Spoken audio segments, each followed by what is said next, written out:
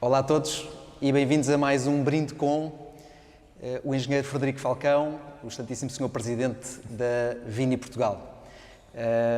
O Frederico Falcão é licenciado em Agronómicas pela Universidade de Évora, tirou uma pós-graduação em Enologia na Universidade Católica do Porto e, para além disso, tem uma carreira profissional ligada a empresas de vinhos e já foi Presidente do Instituto da Vinha e do Vinho e hoje em dia é Presidente da Vini Portugal.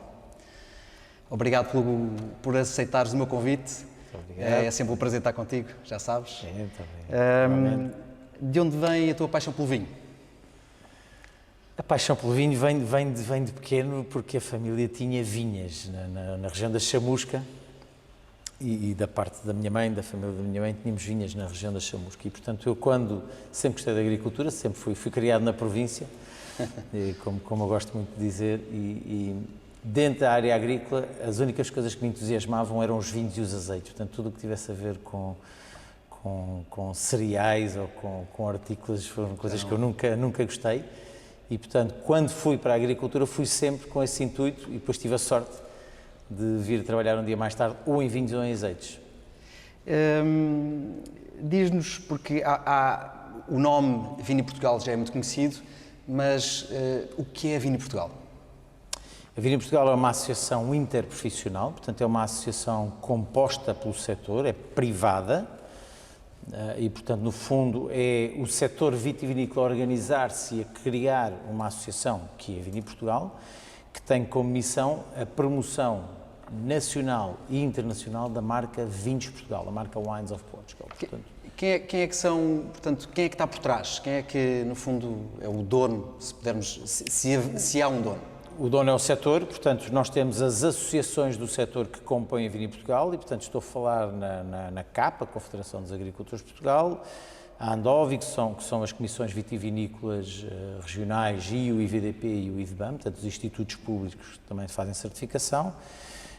Para não me esquecer de nenhuma, é a ANSEV, que está no comércio, é a ACIBEV, que é a grande associação do comércio, é a AND, que é a Associação dos Destiladores, são duas associações de viticultores, FENAV e FEVIPOR, e eu creio que não me esqueci de nenhuma.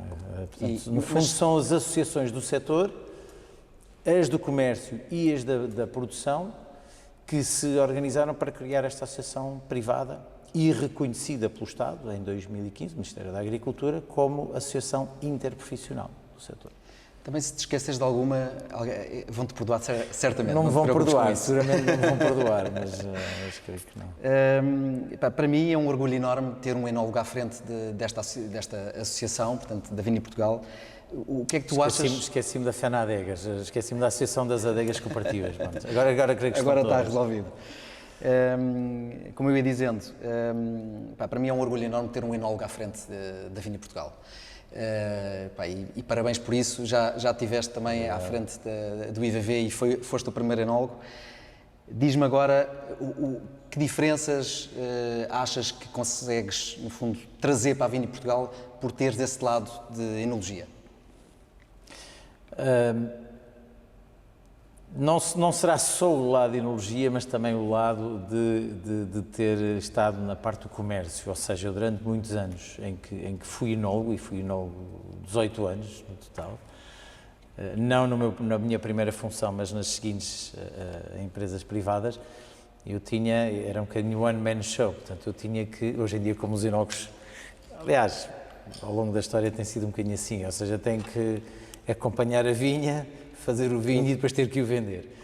E, portanto, também com isso eu visitei muitos países do mundo, eu corri o mundo inteiro, também a ter que vender os meus vinhos. Portanto, eu não tinha a desculpa que se os vinhos não vendessem que a culpa era do enólogo, porque eu era o enólogo. E, portanto, essa experiência acumulada de ter estado nos mercados, ou em muitos dos mercados, e sobretudo naqueles que são os mercados prioritários para a marca Vinhos Portugal, quer o facto de ser enólogo e, portanto, conhecer bem os vinhos, conseguir distinguir vinhos, também ajuda um bocadinho na seleção das ações, na seleção das pessoas que vêm, aqueles que vão ser convidados a provar.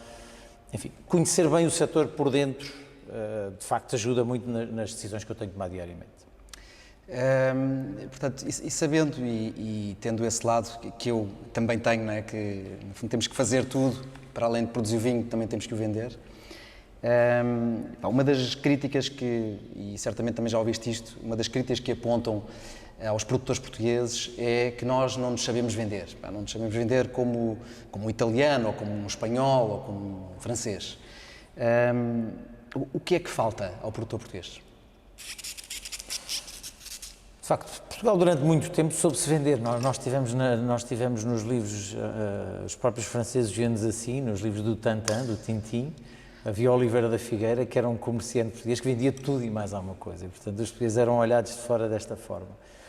Mas, nos últimos anos, de facto, as coisas não correram assim tão bem. Portugal não se soube vender tão bem. E eu tenho para mim que vender é uma arte. Ou seja, é preciso saber vender. E essa foi... Portanto, quando eu concorri ao lugar de presidente da Vini Portugal, uma das minhas prioridades era precisamente a formação em vendas. E nós temos feito algumas formações em vendas para produtores, aliás, já fizemos 3 sessões que todas elas esgotaram. Um bocadinho dar formação como vender, como estar em feiras, como fazer o storytelling, portanto, como contar histórias de cada um dos vinhos. Ensinar as pessoas a prepararem-se para vender, quer na comunicação indireta, através de e-mails e fazer chegar informação aos clientes ou potenciais clientes, quer também depois no negócio direto, como assistir em feiras, como falar com as pessoas. Portanto, eu acho que saber vender é muito importante. E, portanto, é um caminho que estamos a fazer, e eu sou um dos culpados da coisa, porque eu, quando disse há pouco que eu tinha que tratar das vinhas, fazer o vinho e vender, eu não tinha jeito nenhum para vender, portanto, eu tinha muito mais jeito para as outras 2 coisas do que propriamente para a venda. E, no entanto, ia às ações e fazia o melhor que podia, mas reconhecendo que, claramente, a minha principal característica não era saber vender. Também vi muitas coisas durante estes tempos em que estive a viajar e a vender os meus vinhos, na altura, em que vi coisas surpreendentes que hoje já não se passam. Ou seja, nós íamos a ações, e algumas ações até com o Vini Portugal, e eu fui a muitas ações, feiras, onde via os produtores com stand na feira durante 3 dias e apareciam lá um dia, porque depois iam passear, iam para as compras, iam para aqui, e depois apareciam-me lá ao 3º dia e perguntavam: engenheiro, teve aqui alguém no meu stand? E eu disse: esteve várias vezes, não estava aqui ninguém. Então. E, portanto, felizmente isso hoje já não se passa, isto já foi há uns anos atrás, felizmente hoje já nada disso passa, hoje em dia estamos muito mais profissionais e seguramente vamos ter a oportunidade de falar nisso mais à frente, não sei, nas perguntas que aí vêm, sobre aquilo que tem sido o sucesso das vendas dos vinhos portugueses lá fora. Portanto, hoje em dia estamos a trabalhar de uma forma muito melhor do que estávamos há 15 ou 20 anos atrás, mas há muito a fazer. Isto quer dizer que o que o produtor precisa é de um bom storytelling, ou achas também que dados estatísticos, dados de cada mercado são mais importantes que o storytelling? Como é que vês esta dualidade? Eu não serei capaz de estabelecer a importância das coisas, mas estou completamente convencido que as coisas todas se ligam, ou seja, ter um storytelling é importante. Eu acho que qualquer pessoa que queira vender, entrar num mercado de vinho, faz bem ir a uma feira tipo a Provine ou a Vanexpo, Provine em Düsseldorf, ou a Vanexpo, que agora está em Paris, para perceber o que é chegar a uma feira e ver milhares e milhares e milhares de rótulos e de marcas, e porque é que a minha, de cada um dos produtores, se há de destacar em relação às outras. O que é que eu tenho diferente? Portanto, aqui tem que haver um storytelling, aqui tem que haver uma história por trás do vinho, porque as feiras estão cheias de grandes vinhos, de ótimos vinhos, e porque é que se vão escolher uns e não outros? São precisamente os storytellings e são precisamente também os relacionamentos que se vão criando com os importadores e distribuidores e depois, futuramente, também com os clientes, aqueles que consomem os vinhos. A parte estatística é essencial e essa foi outra das prioridades que eu estabelecia ao concorrer à Vini Portugal, para além da formação, foi precisamente a parte estatística. Quando vamos ao mercado, temos que conhecer o mercado, temos que perceber quem é que atua nesse mercado, o que é que se vende naquele mercado, quais é que são os sítios onde devemos estar. E, portanto, a Vini Portugal tem, neste último ano, que eu estou em funções, nós começámos em setembro, outubro de 2020 a preparar dados, e já estamos a divulgar esses dados ao setor, ou seja, antes de irmos a uma ação, divulgamos os dados. E aqui uma história interessante, nós fomos há pouco tempo à Ucrânia, tivemos uma ação presencial na Ucrânia. E, portanto, naturalmente, antes da ação, enviámos aos agentes económicos, aos produtores que iam estar na prova, enviámos uns dias antes um estudo de mercado sobre aquele mercado da Ucrânia, para que as pessoas conhecessem, percebessem, até com contactos de importadores e distribuidores e tudo mais.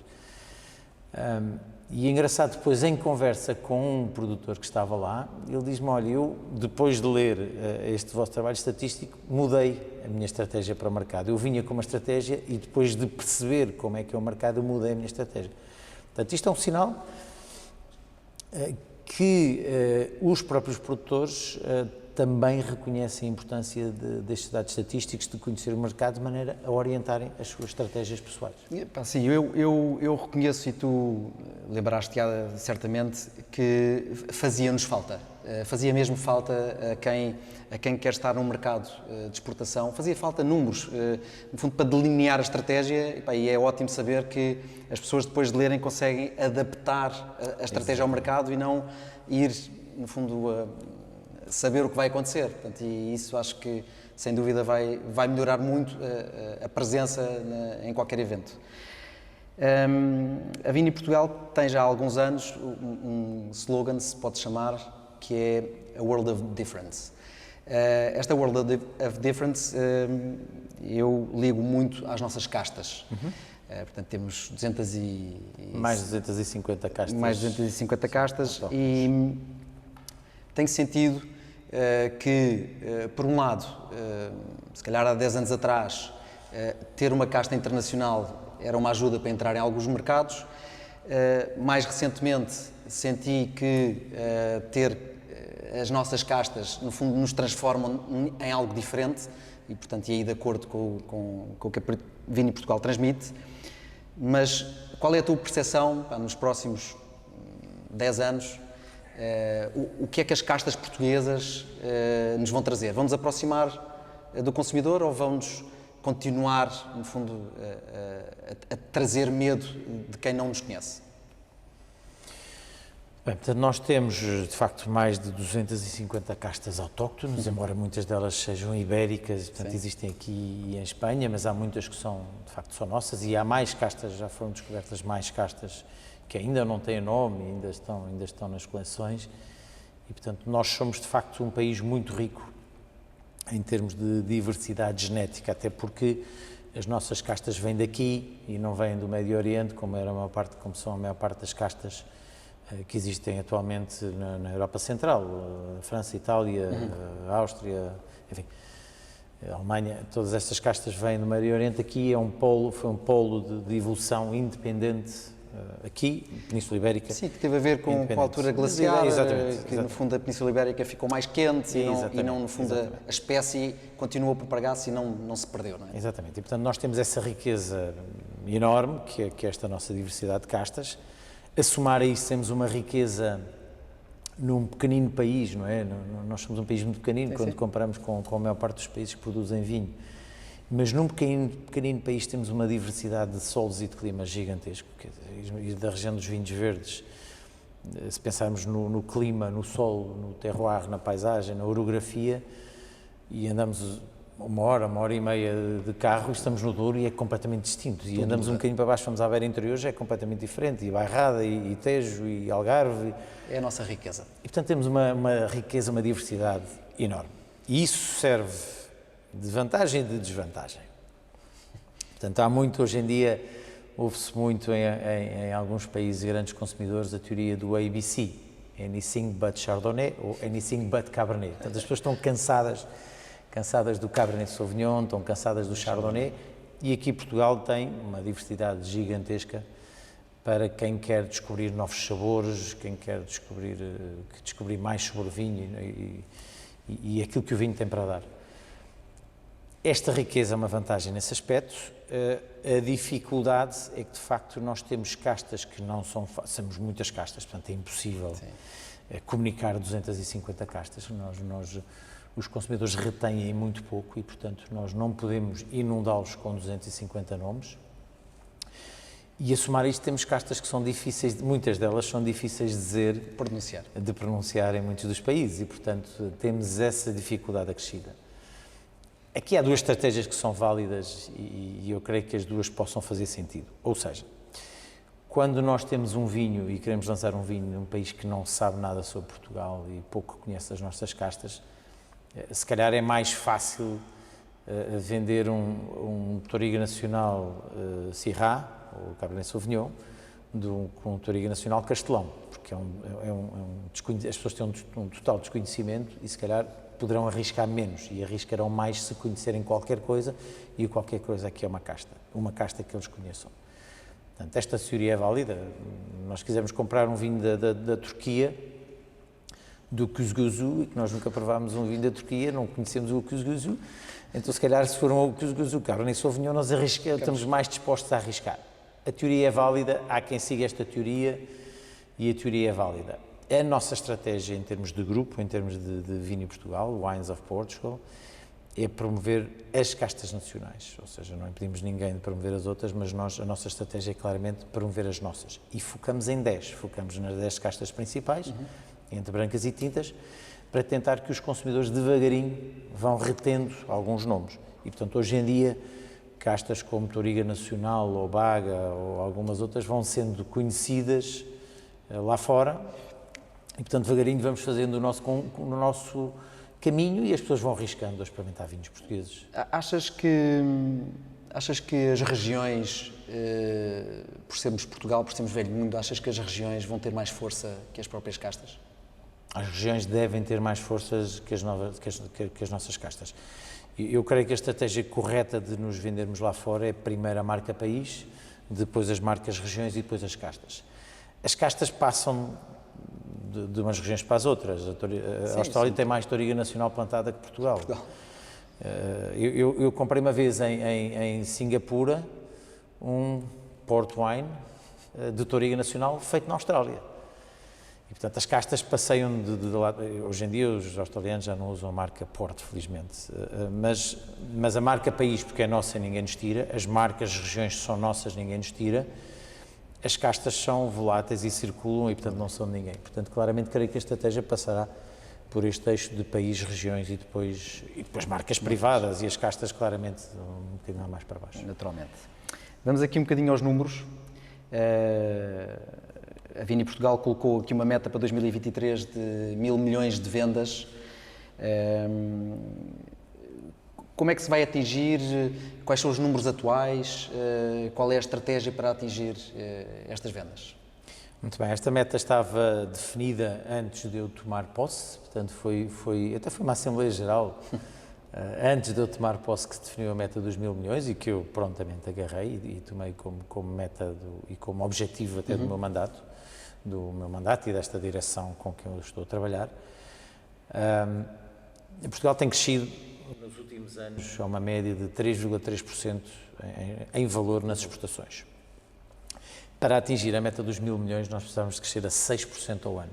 Duplicar. Portanto, duplicar, o que não é fácil, o que não é nada fácil. No ano passado, em 2020, foi um ano de retração do consumo mundial de vinhos. Ainda assim, nós crescemos a 3,3%.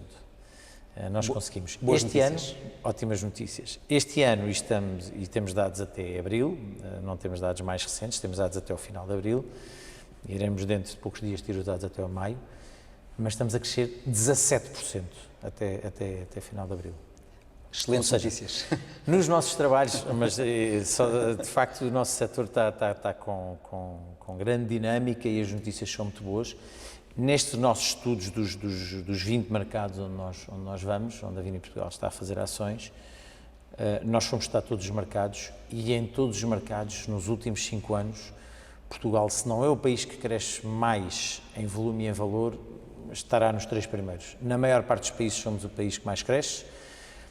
Há uma faixa grande de países onde somos o segundo país que mais cresce, normalmente a seguir à Nova Zelândia, e em alguns poucos somos o terceiro a crescer mais. Mas é muito raro Portugal não ser um dos 3 países que mais cresce. Ou seja, esta nossa estratégia nos últimos anos de promoção, os mercados que selecionámos como prioritários, as ações que temos vindo a fazer, começam a dar os seus frutos E num ano de pandemia, como foi 2020, de pandemia mundial, de retração do mercado mundial, Portugal foi o único país que cresceu em volume e em valor.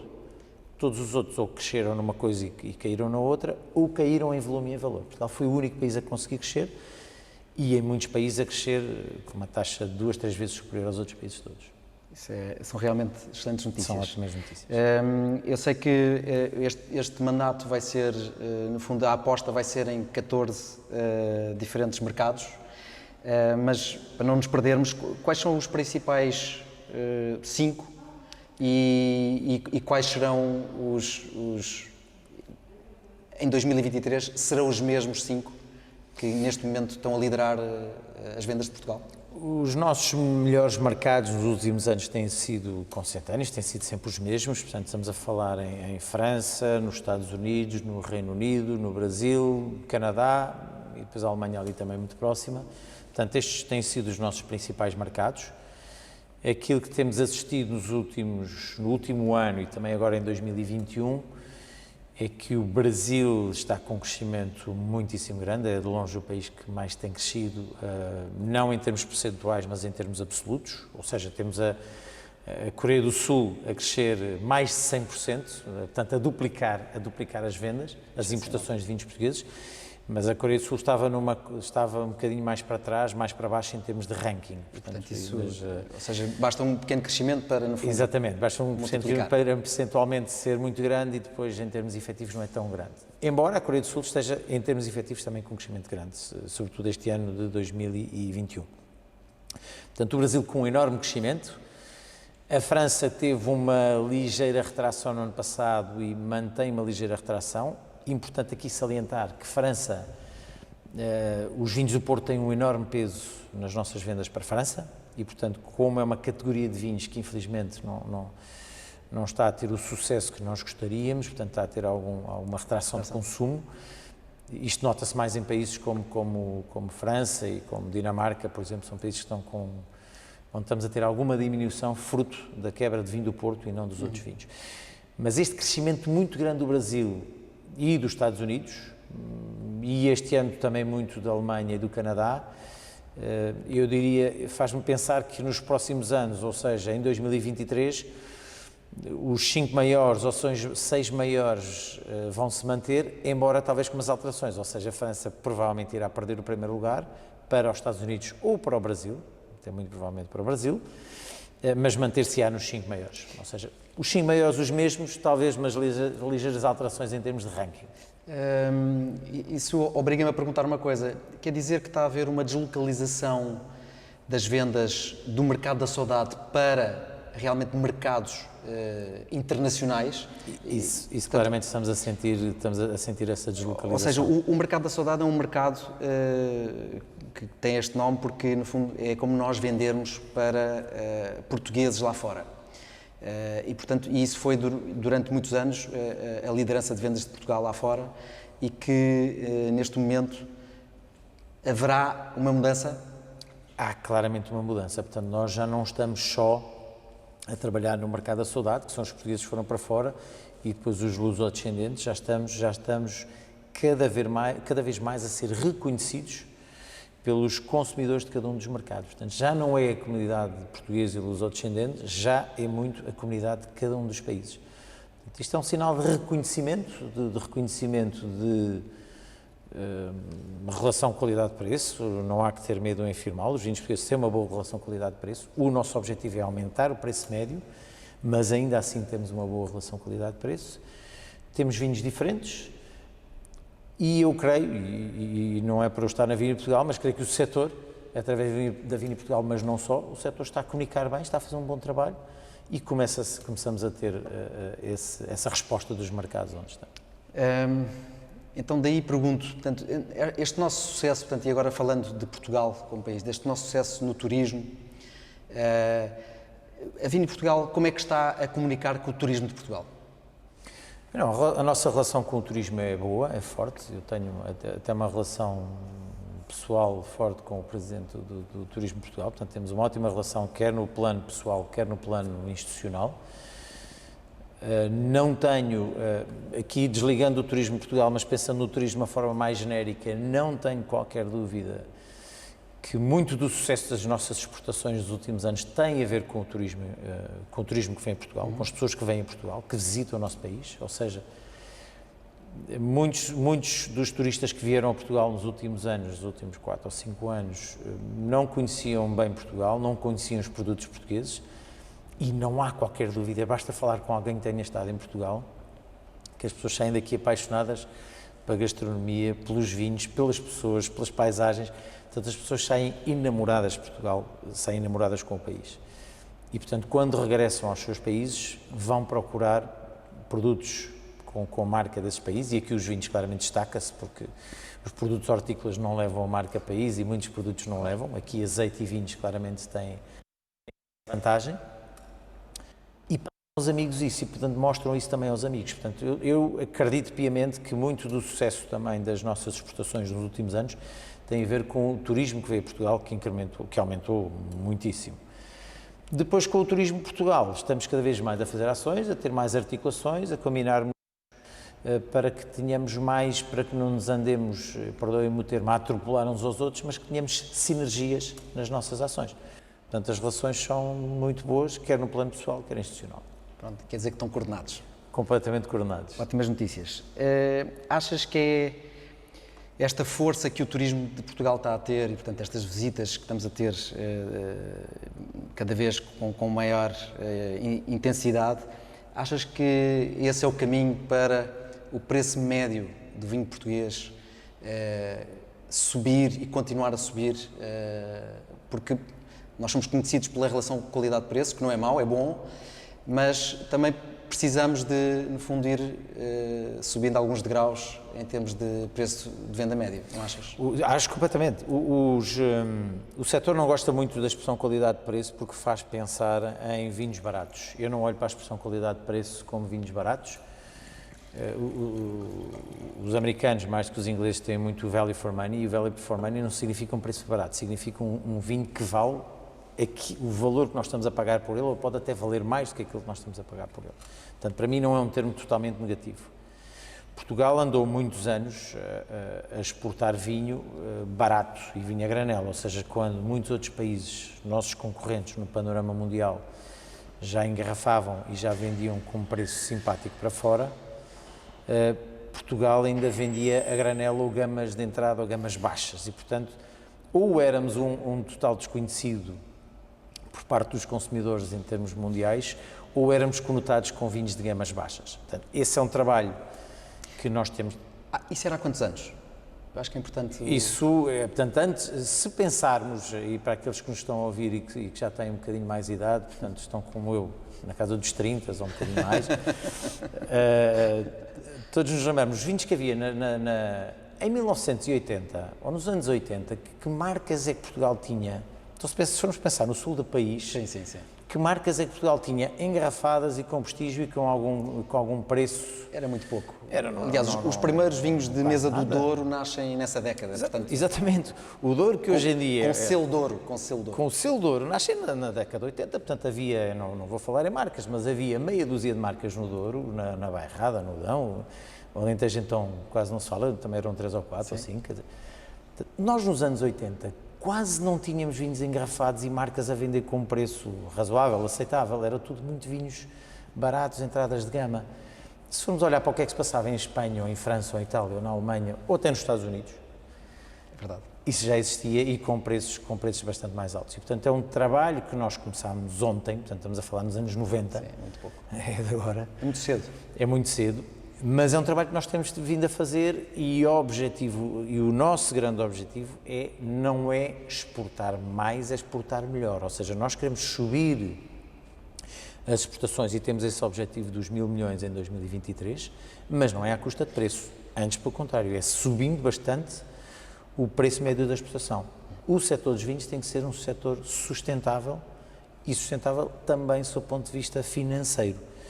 E, portanto, é claramente esse o nosso objetivo e por isso também todas ou praticamente todas as ações que a Vini Portugal planeia de promoção lá fora são com o intuito de elevar a categoria de Portugal, trazer reconhecimento à categoria para conseguir valorizar os vinhos e para conseguir que os produtores vendam os seus vinhos de gamas médias, médias altas e altas.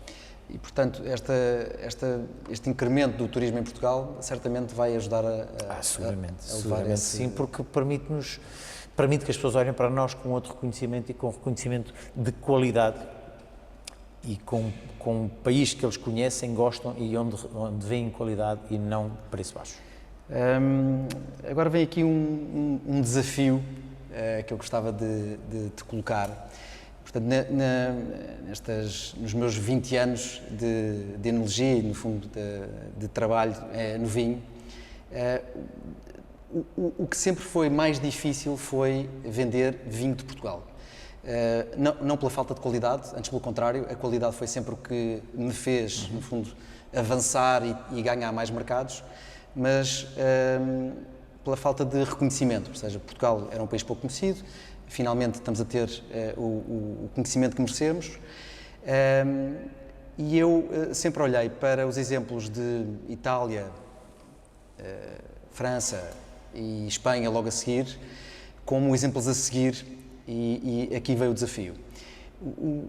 Uma das dificuldades é que nos mercados em que visitava, a gastronomia portuguesa estava muito pouco presente. Ela estava presente muito bem e vincada no mercado da saudade, mas em todo o resto do mercado, portanto, podemos falar dos Estados Unidos, portanto, nas zonas muito portuguesas era fácil, no fundo, vender vinho português, mas se fôssemos para zonas tipicamente americanas, como não havia gastronomia portuguesa, é sempre mais difícil colocar o nosso vinho. A ideia e o desafio era, não se poderá criar umas bolsas para os maravilhosos chefes portugueses que temos e aqueles que estão agora a iniciar carreiras, no fundo, terem uma experiência lá fora, levarem, no fundo, ajudá-los a abrir restaurantes nas zonas e nos principais países em que queremos vingar, estar lá presente no mínimo 3 a 5 anos, levar os vinhos com essa gastronomia e, no fundo, espalhar o vírus, se pudermos dizer, do vinho de Portugal através da nossa maravilhosa gastronomia.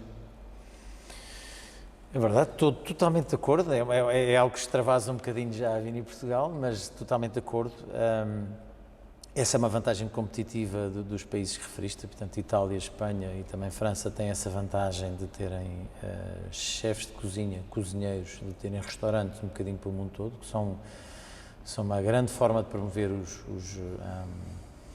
os seus produtos, incluindo aqui vinhos, naturalmente. Claro. E, portanto, é uma lacuna que Portugal tem. Portugal não tem restaurantes, tem alguns bastante conhecidos no Canadá e que são uma excelente montra dos vinhos portugueses, mas tem de facto muito poucos restaurantes pelo mundo. Nós, na nossa comunicação, tentamos aliar muito os nossos vinhos não à culinária portuguesa, porque não existe a gastronomia portuguesa nos países, tentamos ligá-la à gastronomia de cada um dos países, mas vamos tendo ações onde levamos também chefes, onde levamos cozinheiros portugueses, muitas vezes quando fazemos jantares vínicos, onde levamos cozinheiros portugueses, ou chefes portugueses, eles preferem ser tratados por cozinheiros do que como chefes, agora é a nova onda, e portanto levamos alguns chefes portugueses, cozinheiros portugueses, para mostrar um bocadinho daquela nossa cozinha. Mas, quer dizer, são pequenas ações que nós fazemos, um bocadinho também para mostrar a riqueza da gastronomia portuguesa, que quem vem a Portugal, como eu disse há pouco, fica encantado, maravilhado, mas não houve ainda, e isso eu não sei bem porquê, não houve ainda, por parte dos nossos cozinheiros, muita aventura de irem para fora e abrirem restaurantes portugueses, porque eu acredito piamente que queriam ter sucesso, porque sentimos nas pessoas que vêm cá que ficam encantadas com a gastronomia. Não percebo porque é que nós, que há 500 anos atrás andámos a passear por este mundo fora e a abrir o desconhecido, a abrir novos mundos. E que temos uma cozinha internacional por si só. Sim, e portanto eu não sei, não consigo perceber porque é que não há mais portugueses a aventurarem-se lá fora e abrirem restaurantes, porque seguramente iriam ter sucesso. Concordo, seria ótimo para ser todos vinhos, mas é algo que extravasa um bocadinho a Vini Portugal. Quiçá o turismo possa pegar nesta ideia, e pode e deve pegar nesta ideia, e dar uma forma a ajudar a expandir a nossa cultura, a nossa gastronomia e os nossos vinhos pelo mundo todo. Fica o desafio. Está na hora do brinde. Muito bem, um brinde, muito obrigado. A Portugal, A Portugal. à tua, à nossa. À nossa, muito obrigado. E saúde. Não, obrigado.